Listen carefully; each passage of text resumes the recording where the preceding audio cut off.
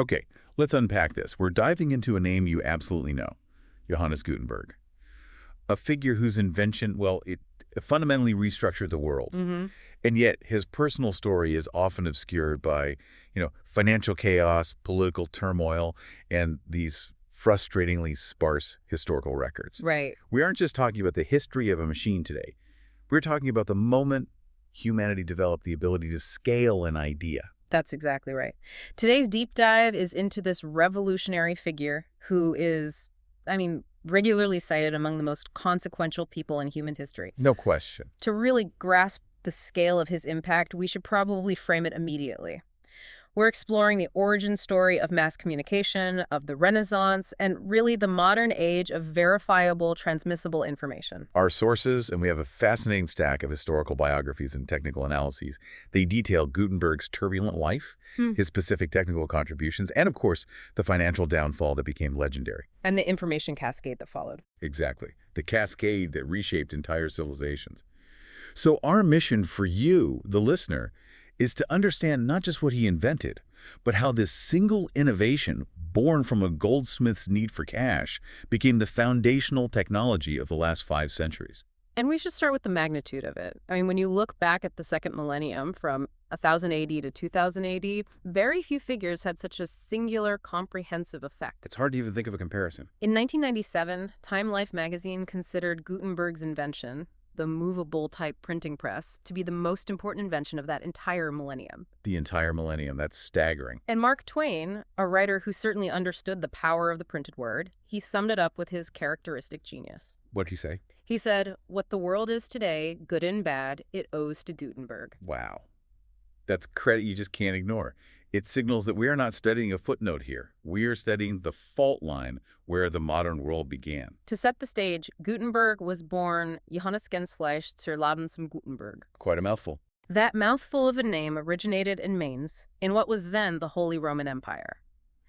The specific date is Mercani. Historians usually place it somewhere between 1393 and 1406, but 1400 is often the benchmark used just for simplicity.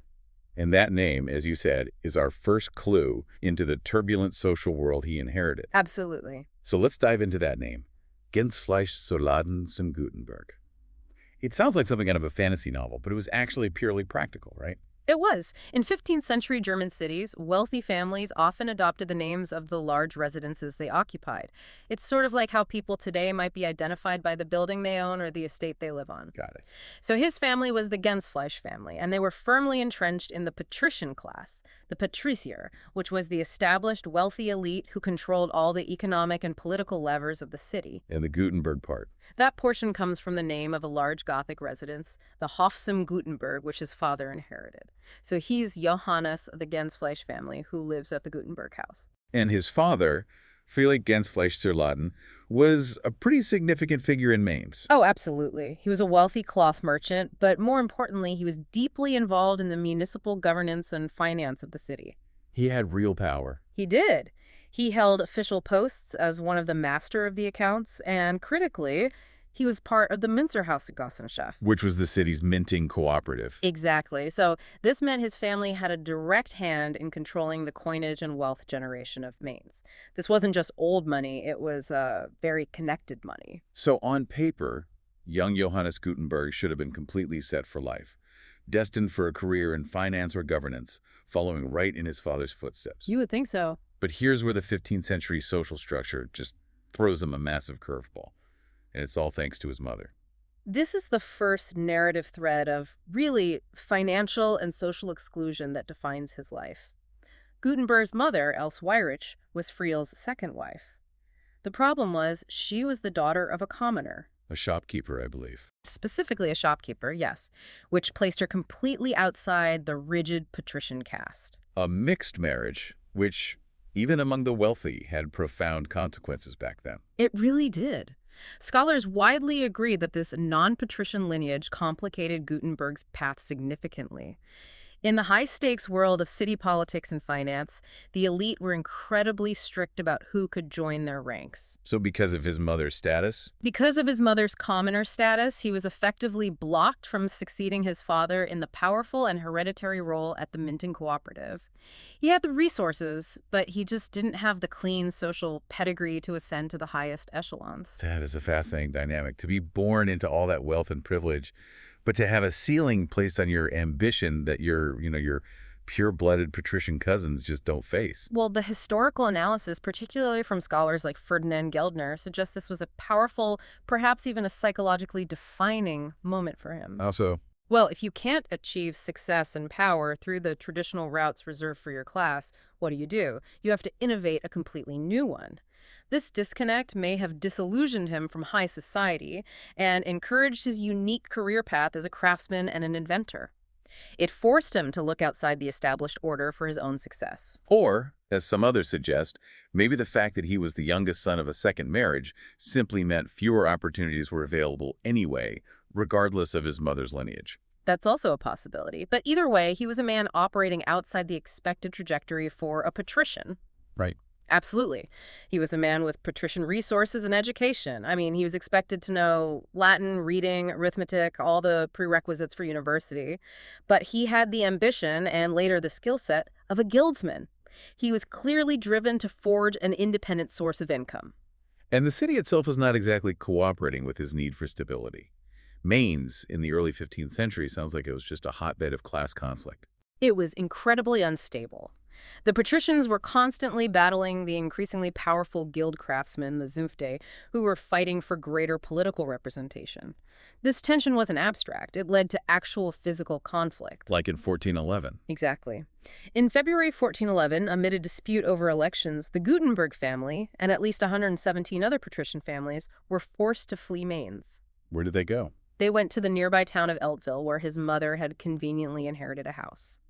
So they return after the archbishop mediates some kind of peace, but this pattern of displacement just repeats itself almost immediately. Just 2 years later, January 1413, they had to leave again.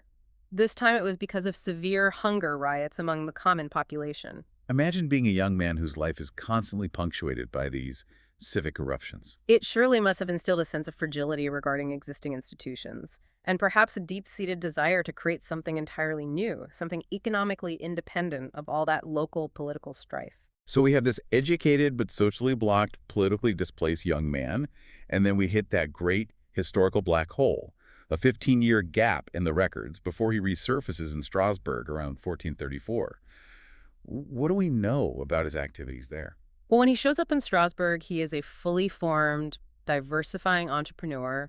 He's not waiting for an inheritance. He's generating wealth through diverse crafts, and he's leveraging his education and what was probably a significant apprenticeship. We know he was a goldsmith, right? Yes, actively listed as a member of the local militia, which often meant you were a member of the Goldsmiths Guild. And goldsmithing, of course, relies on expertise in precision metalwork, casting, alloying, skills that are going to become extremely relevant later. Precisely, and he's diversifying. In 1437, he was recorded instructing a wealthy tradesman on the highly specialized craft of polishing gems.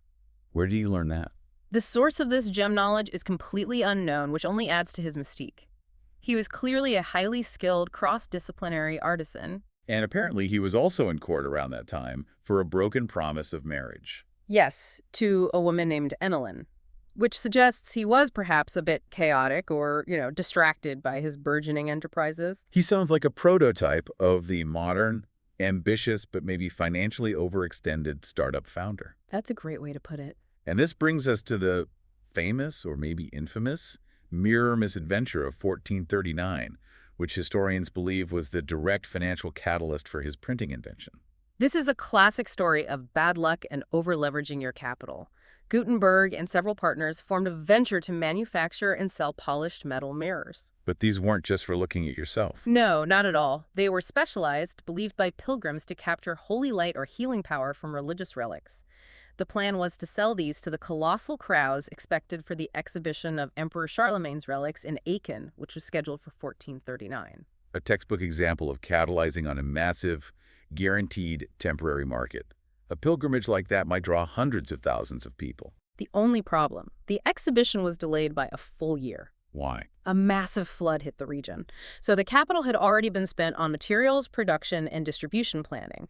Now they had crates of polished metal inventory and no immediate market, and they couldn't repay the investors. The financial pressure was immediate and existential. It was this profound, immediate need for liquid capital, the failure of his mirror enterprise, that forced Gutenberg to transition his theoretical secret into a marketable invention. Absolutely. It's theorized that this desperate situation is what forced him to perfect, or at least unveil, his secret of printing, which he mysteriously referred to in Strasbourg documents around 1440 as Inventur und Kunst. Which means? Literally enterprise and art. He needed a breakthrough product to save himself from total ruin. So we can trace the path.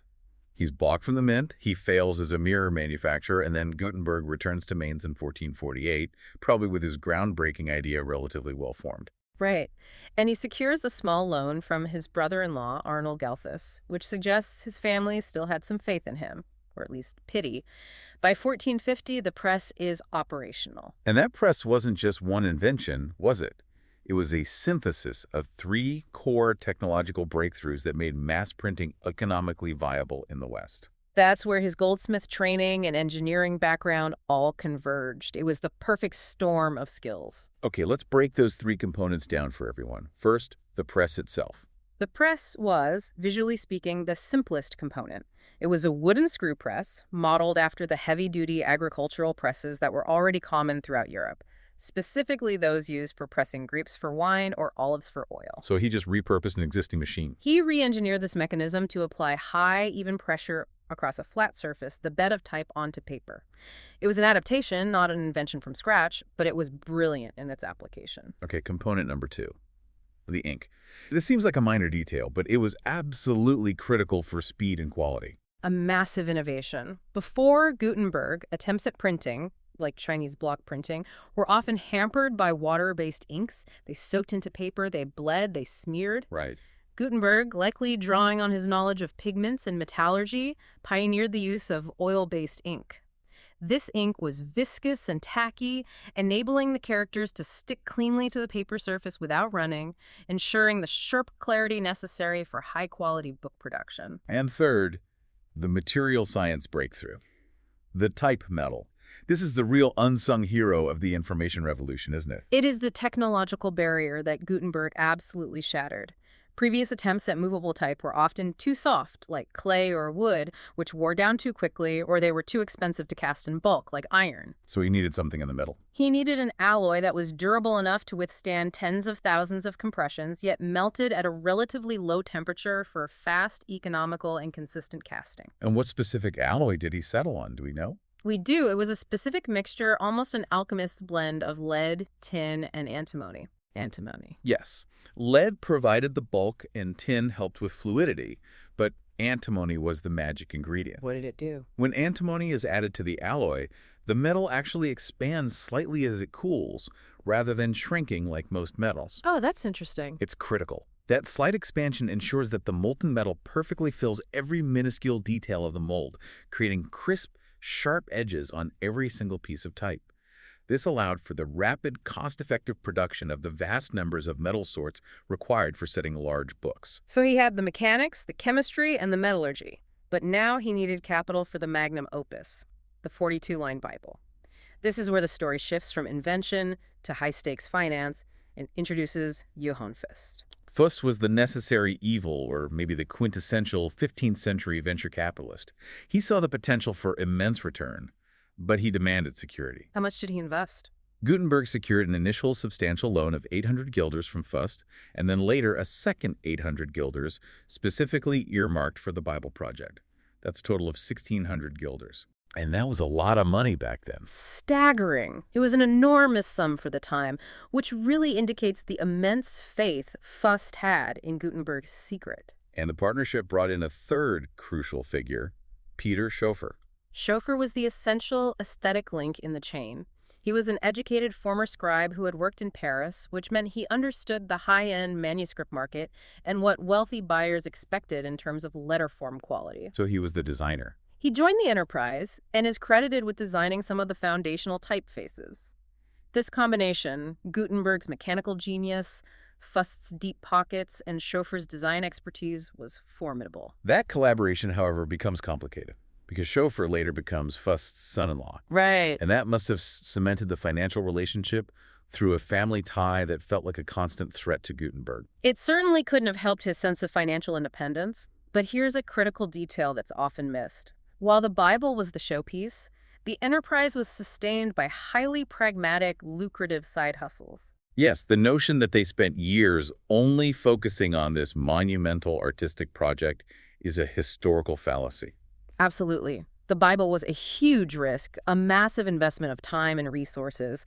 To keep the lights on and manage debt repayments, they printed essential, high-volume pedestrian texts like Latin grammars. But the real cash cow, the pure high-volume profit generator, was indulgences. Exactly. We need to spend a moment on indulgences because for a non-expert audience, they sound so abstract, but they were the engine of the early printing business. They were essentially forgiveness certificates sold by the church. They were far from abstract. They were a massive financial instrument of the medieval church. Indulgences were certificates promising the remission of temporal punishment for sin, issued in return for donations to the church, often for massive fundraising campaigns like building new cathedrals or funding crusades. So the church needed thousands of these printed. And distributed quickly. This created an immediate, high-volume, guaranteed market for Gutenberg's press between 1454 and 1455. Talk about perfect cash flow. The church had the distribution network, the guaranteed demand, and the willingness to pay for speed. It was the ultimate commercial text. The speculation is strong that the Humbrechthof workshop, where Gutenberg had set up shop, likely ran two separate presses. One slow, meticulous, and dedicated to the enormous Bible project. And another one just churning out these indulgences. Exactly. A second press churning out thousands of these lucrative commercial texts. The indulgences provided the reliable, high-margin revenue stream that subsidized the revolutionary but far riskier Bible. So by 1455, after maybe 3 years of intense work, the masterpiece was ready. The 42-line Bible. And we know it was a technical and aesthetic marvel. It was magnificent. Around 180 copies were printed, 3/4 on paper, the rest on high-status vellum.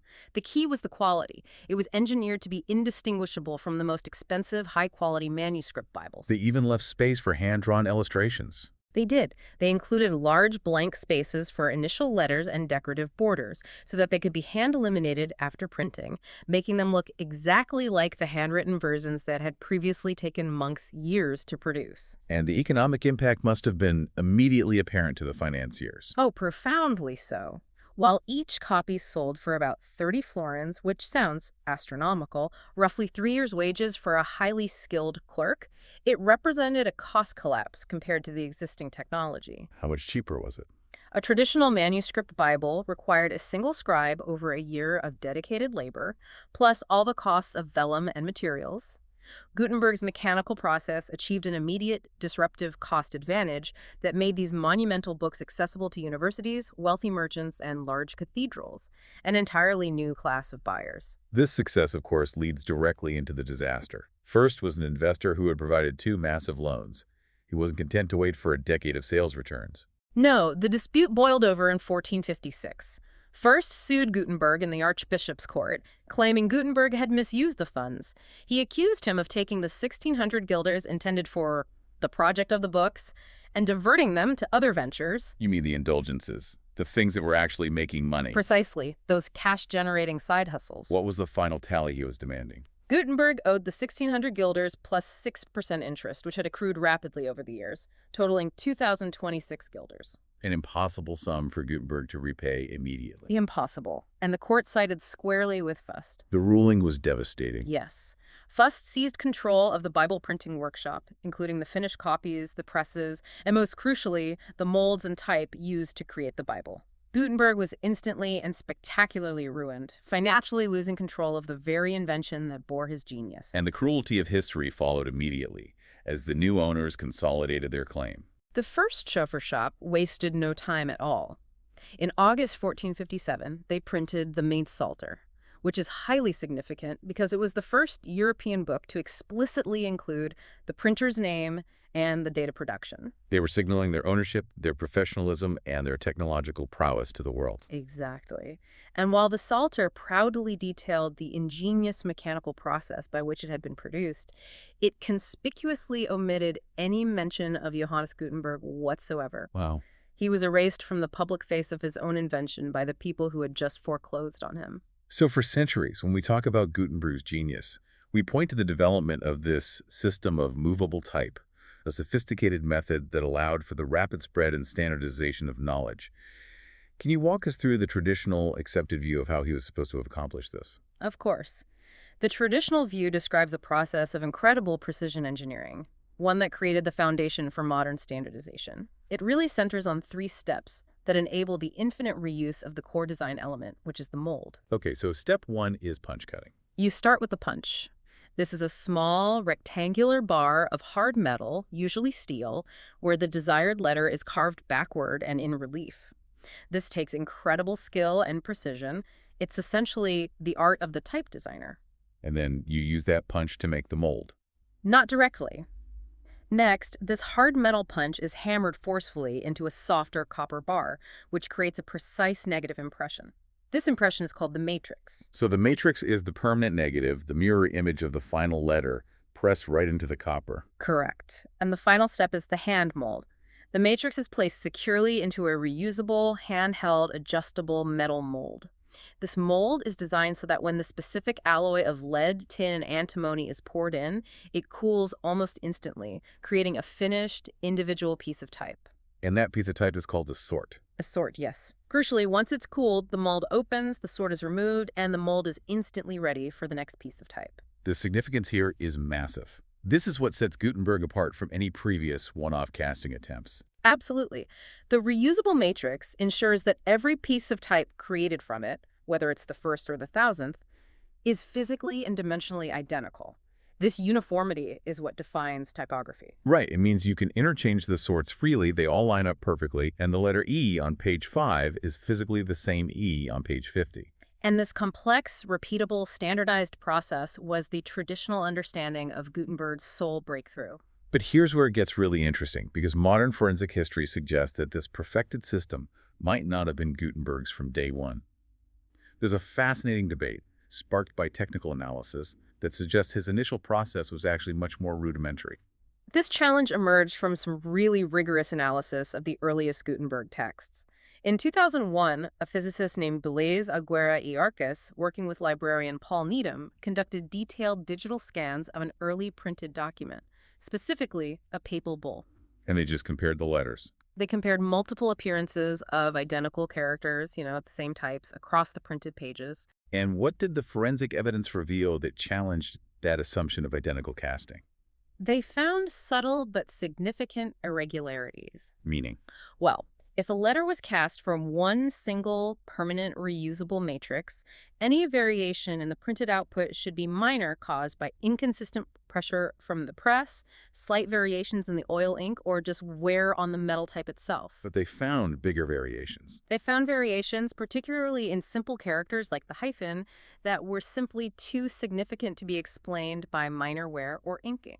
So if the variations are too large, it implies the pieces of type were not cast from one permanent single mold. Precisely. Their image analysis suggested these specific early types could not have come from the same standardized reusable matrix. This led the researchers to speculate that Gutenberg's earliest method might have involved a more primitive, single-use casting process. So what was their alternative hypothesis for how he made the type? They speculated that he might have been impressing simple shapes, perhaps using a method they termed cuneiform style, onto a matrix made of a soft material. Like sand. Like highly compacted sand or soft clay. And what's the major implication of a soft material matrix? The catch is that casting the type, the high heat and pressure of the molten alloy would destroy the mold, which means that to create a second identical piece of type, the soft matrix had to be painstakingly recreated and reimpressed. If the matrix had to be recreated every single time, slight variations were inevitable. This totally changes the narrative. It suggests that the decisive factor of typography, The use of a durable, reusable copper matrix for infinite identical sorts might not have been the immediate breakthrough of 1450, but a later gradual refinement. It implies that Gutenberg may have invented the oil-based ink, the perfect alloy, and adapted the press, but that the perfection of the infinitely repeatable, reusable mold might have been an innovation that became standardized in the printing world later. Maybe not until the 1470s, after he'd already lost his shop. Exactly. While the debate is ongoing, it's a critical reminder that even world-changing innovations often evolve rapidly in their early years. This inherent ambiguity, naturally, leaves room for conflicting claims about the true origin of typography, most notably the famous Coster legend from the Netherlands. Ah, the Coster legend. This is where national pride really intersects with historical narrative. Hadrianus Junius, in his 1568 book Batavia, claimed that the idea for movable type originated with a man named Lorenz Janszoon Coster in Haarlem back in the 1430s. And what was the story? This story claims that Fust, Gutenberg's financier, had worked as an apprentice to Coster, stole the secret, and then fled back to Mainz with it. So the Dutch claim Fust was a thief who handed the invention to Gutenberg. That's the crux of the legend. Now, while Coster was indeed a goldsmith who experimented with various types of casting and printing, there is no contemporary evidence that he ever successfully printed a book using true movable type technology. What stands against this legend? A Cologne Chronicle of 1499, which did note that some type of low-quality printing had occurred earlier in the Netherlands. But the Chronicle then explicitly sides with Gutenberg. Crucially, yes. That same chronicle explicitly credits Gutenberg as the first inventor of printing, with truly standardized type. So the Coster story is regarded by modern scholars as largely a legend fueled by national rivalry, much like the wooden type theory. And the wooden type theory, put forward by a printer named Fournier-Lejeune in the 18th century, suggests what? It suggests that Gutenberg might have initially used individually carved wooden types instead of metal types. And that would account for the variations. It would. Wooden type is less uniform, less durable, and would rapidly wear down. But if he started with this, it would certainly account for the subtle variations seen in the earliest prints that the 2001 study highlighted. It's another theory attempting to bridge that gap between crude, early production and the perfected, uniform system that came to dominate. Following the devastating loss of his workshop to Fust, Gutenberg's story transitions from entrepreneur to more of a consultant and craftsman. He was bankrupt, but he wasn't stripped of his skill or his reputation. No, he didn't just disappear. He likely retained his knowledge and perhaps even some of his equipment, allowing him to operate a smaller printing shop. He continued working, but it becomes difficult to track his output because his later works never bore his name or a date. A likely consequence of the court case. However, typographical analysis suggests he supplied the type or operated the press for a Bible printed in Bamberg around 1459. And more definitively, he is believed to be the printer of the large, important Catholicon dictionary in Mainz around 1460. So he was working in the shadows, still fueling the revolution he started. And then his fortunes turn again, ironically due to more chaos in Mainz. This is a classic historical feedback loop. In 1462, Mainz was severely sacked during the devastating Mainz diocesan feud, which was a brutal conflict over the selection of the archbishop. And the sacking actually proved to be a critical vector for the spread of printing. It did. Many of the skilled typesetters and pressmen fled the city. They scattered across Europe, taking the secret with them to Cologne, Basel, Venice, and Rome. So the destruction of the initial printing capital led directly to the globalization of the technology. Exactly. And in the wake of this destruction, his accomplishments were finally recognized by the new order. On January 18, 1465, Archbishop Adolf von Nassau granted Gutenberg a critical honor. He was granted the title Hoffman. Yes, Gentleman of the Court. And this was far more than a ceremonial title. It was a formal acknowledgement of his technological contribution and a restoration of his status. And the stipend that came with it speaks volumes about the level of comfort and security the court now provided him. It was incredibly generous. It showed how valuable the church and the state now viewed his expertise, perhaps as they realized the full power of mass communication. What did he get? He was granted an annual court outfit, tax-free allowances of 2,180 liters of grain and 2,000 liters of wine. This allowed him to live out his final 3 years in secure comfort and honor, a recognition of the immense value of his life's work. Gutenberg died in 1468. Despite the monumental nature of his invention, the specific location of his grave remains unknown. He was likely buried as a tertiary lay member in the Franciscan church in Mainz. Tragically, like many historical sites, the church and its associated cemetery were later destroyed, and his precise resting place is now lost to history. It's a poignant end for a man whose work ensured the permanence of so much other knowledge. It really is. And the recognition of his monumental importance was, surprisingly, delayed. The technology spread faster than the fame of the individual inventor. He was first explicitly named as the inventor of typography in 1504, over 30 years after his death. And the first widely distributed portrait of him, which we now assume was entirely imaginary, didn't appear until 1567. For a long time, the focus was on the transformative power of the printed word, not the troubled genius who developed the process. Let's zoom out now and reiterate the full colossal scope of the information revolution he initiated. We've covered the financial and technical aspects. Now let's talk about the profound cultural shifts. The effects were truly systemic. Gutenberg's design directly caused an unprecedented mass spread of literature across Europe. Before him, knowledge transmission was slow, it was centralized, and it was subject to error.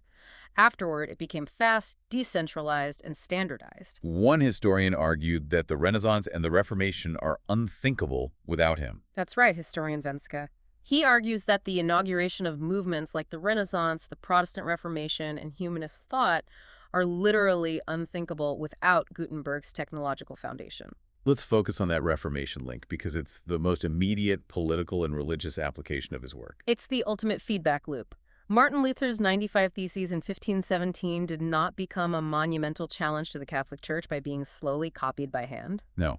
They were mass-produced and circulated widely as broadsheets and pamphlets using printing presses. Luther's works were printed in the hundreds of thousands, spreading his theological arguments across the German states with incredible speed. And the irony is just palpable. Luther was railing against the sale of indulgences, but his anti-indulgence campaign was mass-produced using a technology that had previously been refined and funded by printing those very same indulgences for the church. The printing press was completely agnostic about the message it carried. It was a tool of amplification. And because of this power to disseminate dissenting voices so widely and so quickly, Gutenberg himself was later, though somewhat anachronistically, viewed as a proto-Protestant. And it led to newspapers. More broadly, yes, this high-volume production of timely, cheap texts contributed directly to the development of early newspapers and journalistic formats. But the impact goes far beyond religion and politics. We need to talk about how standardization changed science and law. Well, before printing, if you were a scientist or a cartographer, every copy of a text or a map contained unique errors introduced by a tired or careless scribe. Right. No two are exactly the same. After Gutenberg, a standardized printed text meant that a scientist in London and a scientist in Bologna could rely on having access to the exact same dataset or the exact same anatomical diagram. This uniformity was critical for the rise of scientific collaboration, verification, and eventually, the scientific revolution. And it changed how states governed. I mean, imagine trying to enforce a consistent tax code or a new law across a kingdom when every copy of that law is slightly different. It was impossible. Printing allowed central authorities, monarchs, parliaments, universities to distribute standardized laws, decrees, and educational materials rapidly, efficiently, and consistently.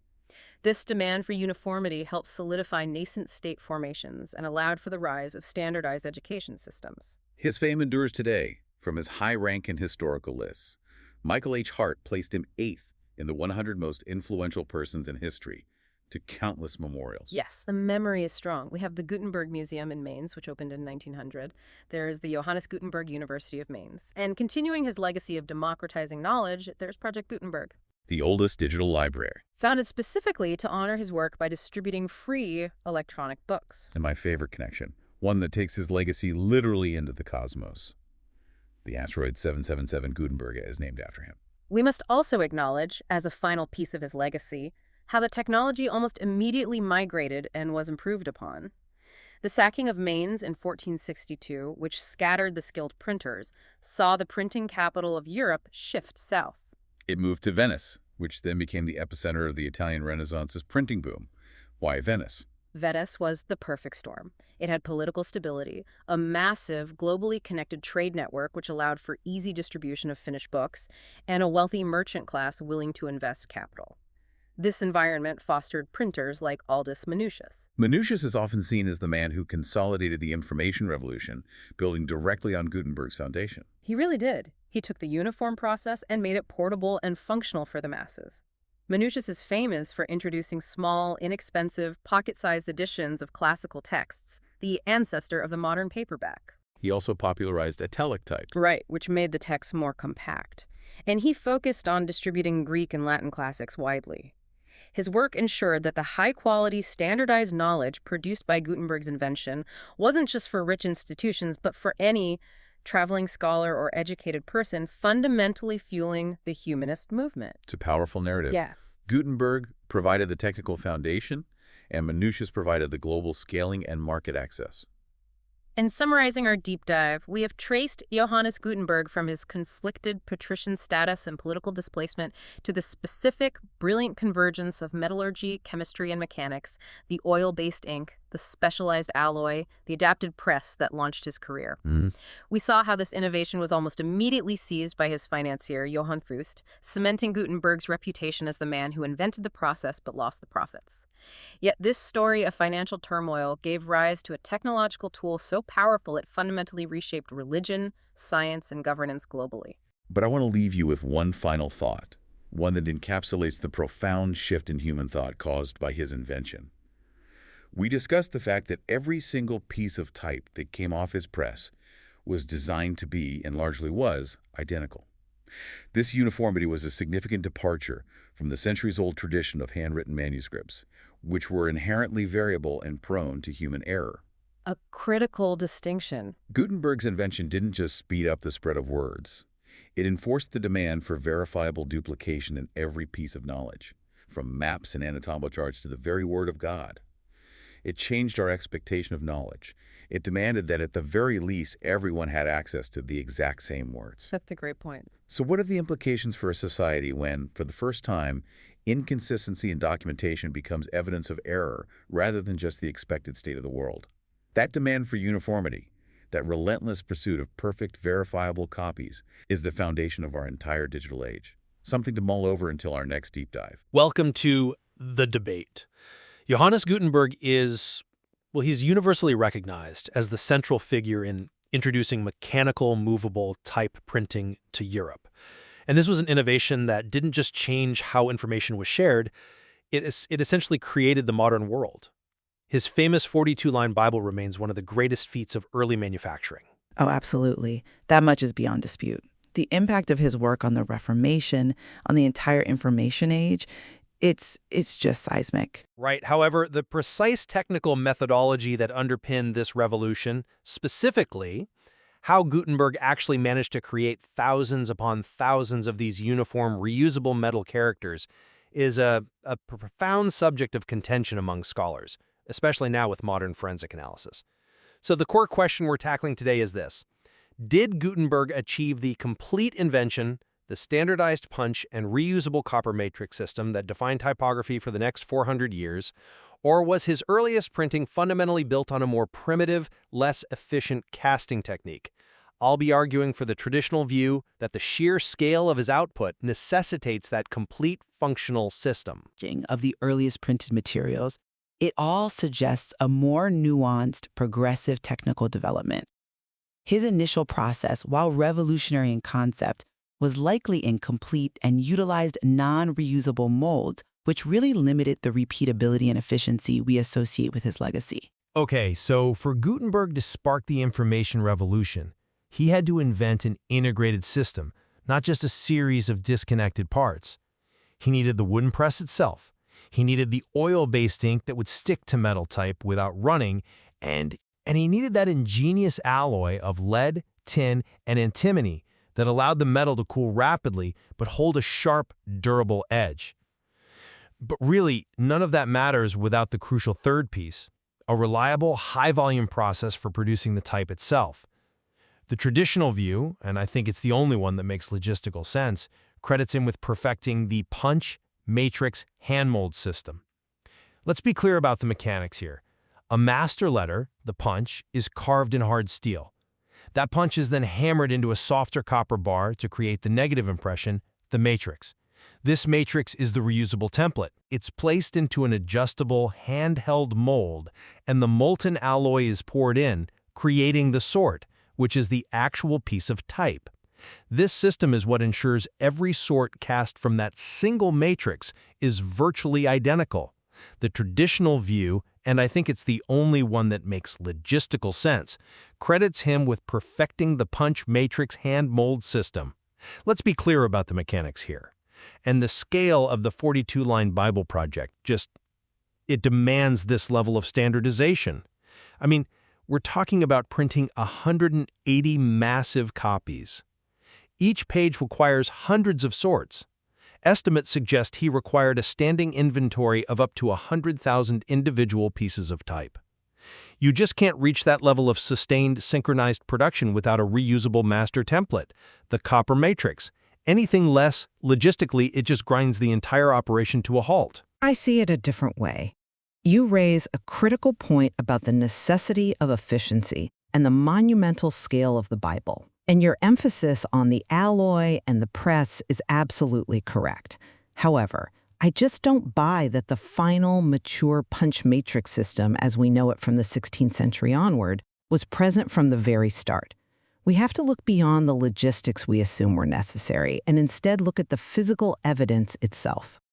Recent high-resolution digital analysis, I'm thinking particularly of the work done by researchers like Aguirre Arcas and Needham on early Gutenberg texts like a papal bull, it strongly challenges this assumption of perfectly identical reusable type. Digital scans reveal persistent irregularities, subtle substructures within the printed characters, and these aren't just random flaws. They are recurring anomalies that are, they're fundamentally inconsistent with the use of a single standardized durable copper matrix. If a perfect punch struck a perfect matrix, the resulting sorts should be nearly indistinguishable. They're not.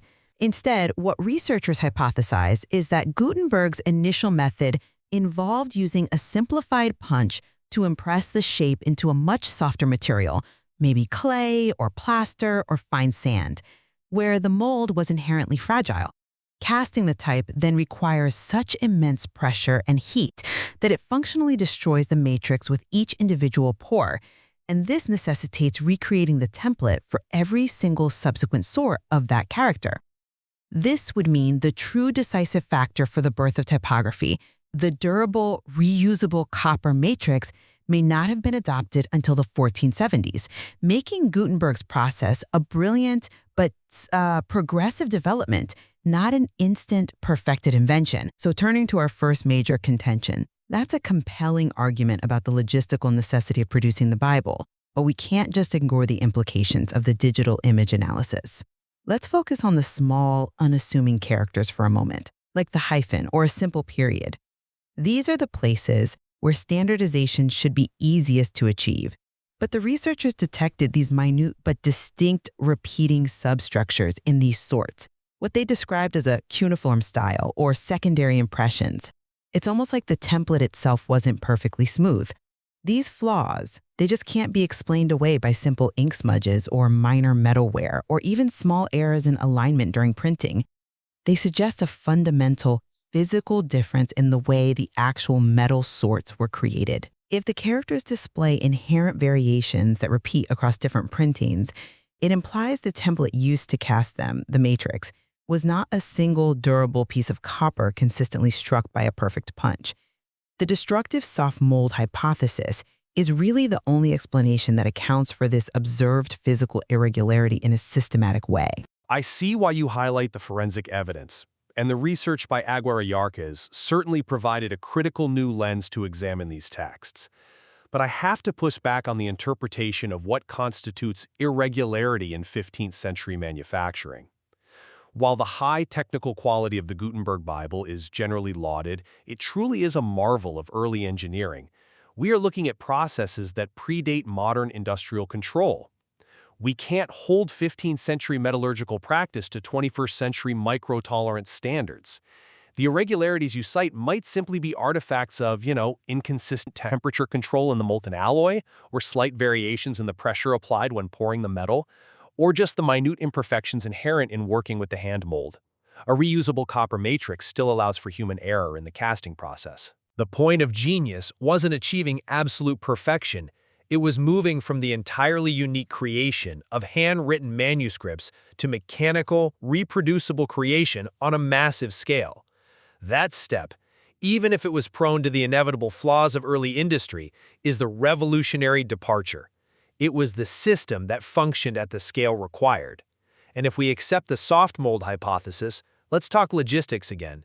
You're arguing that for every single character, maybe 100,000 sorts in total, they had to either destroy the mold or heavily repair a fragile template after pouring the metal. What's the conservative estimate of the time required to recreate that template per sort? Logistically, doesn't that fundamentally negate the speed advantage printing was supposed to provide? Wouldn't that just grind the operation to a halt? The soft mold method suggests a time sink that is utterly inconsistent with the output volume he achieved by 1455. That's a fair challenge on the logistical constraints. You are absolutely right that a destructive mold process seems fundamentally inefficient. However, the sheer existence of these systematic irregularities suggests that the true efficiency gain did not come from the matrix, but from the other components Gutenberg perfected: the press and the type metal. The speed came from the fast-cooling alloy and the mechanization of the printing itself, not the type production. Furthermore, we have to assume that producing 100,000 sorts wasn't a single assembly line process. It was an ongoing, laborious task that likely required a vast number of apprentices continually working on template recreation. If the process was slow and laborious but still faster than a human scribe, it would still represent a massive improvement, even if it lacked the efficiency of the later perfected punch matrix system. The presence of the flaw must be prioritized over our presumed efficiency, because the object itself testifies to its own method of creation. Let's pivot to a key conceptual point here that I think often gets confused in this debate. The alloy and the core concept of mechanical type itself, the ability to reuse the finished sorts in any combination. That is the revolutionary genius we celebrate. Gutenberg created type that could be disassembled and reassembled endlessly into new pages. That is movable type. The success of the entire enterprise rests on the functionality of the system. The type metal alloy, lead, tin, antimony, allowed for fast, economical casting, and the press applied uniform pressure. This core innovation, the introduction of a functional mechanical process for replicating text in Europe, is the defining feature of Gutenberg's legacy, regardless of whether his first matrices were copper, lead, or bismuth, or some other durable material. He made the system work effectively enough to print 180 massive copies of the Bible. That required extraordinary capital investment and sustained production. Focusing solely on microscopic flaws detracts from the monumental macro achievement of successfully moving beyond the scribe. That's an interesting point, though. I would frame the distinction differently, and I think this is the crucial academic pivot here. The ability to reuse individual sorts in different combinations is indeed the definition of movable type. Sure. But that is distinct from the ability to reuse the matrix thousands of times to create identical sorts efficiently. The difference between reusing the sort and reusing the matrix is the difference between a prototype and an industrial standard. The core intellectual step that enables mass standardization, interchangeability, and the creation of a modern typeface, a consistent look across all output, is the durable, reusable matrix. If Gutenberg was using destructive soft molds, he was essentially individually recasting the template for every batch of sorts. This introduces template drift and the very irregularities we observe. This difference also explains why printing only truly exploded across Europe, becoming a predictable high-speed industry in the decades after the initial Bible project. And we should also note the historical context of the first Gutenberg split. Gutenberg lost his workshop, and the first firmly dated book with the printer's name and date, the Mainz Psalter of 1457, was published by Faust and Schoeffer. This timing suggests that the perfected, standardized process, the one capable of rapid commercialization and full efficiency, was developed, refined, and deployed after Gutenberg lost control of the workshop, quite possibly by Schoeffer himself, who we know was instrumental in developing this technology. The Faust-Schoeffer detail is fascinating. I agree, but it might simply suggest that they were the first to commercialize the mature product of Gutenberg's invention, not that they were the ones who solved the fundamental technical challenges. We must look at the overall context. Claims often cited like those related to Lawrence Ginzoon Coster in the Netherlands, these earlier primitive attempts at printing are today regarded by most scholars as legendary or highly localized experiments. But nothing rivals the achievement of the 42-line Bible. The Cologne Chronicle of 1499, published decades after the fact, explicitly credits Gutenberg as the first inventor of printing in mines. While it notes some printing of a lower quality had previously occurred in the Netherlands, it reinforces that Gutenberg provided the complete, robust solution that revolutionized the entire continent. The technical necessity of producing so much type for the Bible, requiring extreme efficiency, strongly supports the idea that he developed a durable system far superior to any conjectured sand-casting method. To argue that he managed this massive printing enterprise relying on a fatally inefficient core component, the mold, is to suggest logistical absurdity. We should trust the macro-historical outcome. The information revolution began with Gutenberg's functional system. I'm not convinced by that line of reasoning, because accepting the Chronicle's credit doesn't require us to believe he invented the entire system perfectly from day one. The Chronicle credits him as the first inventor in mines, but the technical findings from 2001 demand we refine what he invented. His genius was undoubted. The press, the ink, the alloy, the concept of movable type. But if the physical evidence shows systematic flaws, those flaws point toward a critical missing piece of the puzzle, the reusable copper matrix. His initial printing method, the one responsible for the Bible, could have been functional but labor-intensive and costly, relying on a primitive, highly variable casting method. The true punch matrix breakthrough, the one that truly standardized type production and allowed printing to explode into a commercial enterprise across Europe, may belong to Schoeffer or others in the generation immediately following the Fust-Gutenberg split. The evidence just demands we acknowledge the process was more progressive and collaborative, built incrementally rather than a singular, instantly perfected invention. To summarize my position, while scholarly investigation rightly focuses on the technical nuances of the earliest type, the functional reality dictates the conclusion. Regardless of the specific material used for the earliest matrices, Gutenberg solved the fundamental European problem. He synthesized the necessary components, the press, the oil-based ink, the effective metal alloy, and a system capable of producing sufficient quantities of type to mass-produce texts of extraordinary uniformity and quality, specifically the Gutenberg Bible. The profound influence this had on the Renaissance and the subsequent information revolution stems directly from this completed, functional system, affirming his role as the primary, singular inventor of typography in Europe. His technical achievement was the complete integration necessary for industry. And I believe the analysis of the printed type itself suggests a necessary distinction between the initial concept of movable type and the full technical maturity of the reusable punch and copper matrix. The persistent, minute irregularities found in the type suggest a method reliant on soft, non-reusable molds. This implies that the true defining standard of modern industrial printing, the perfectly identical sort created from a durable matrix, emerged perhaps 2 decades after Gutenberg's initial major work.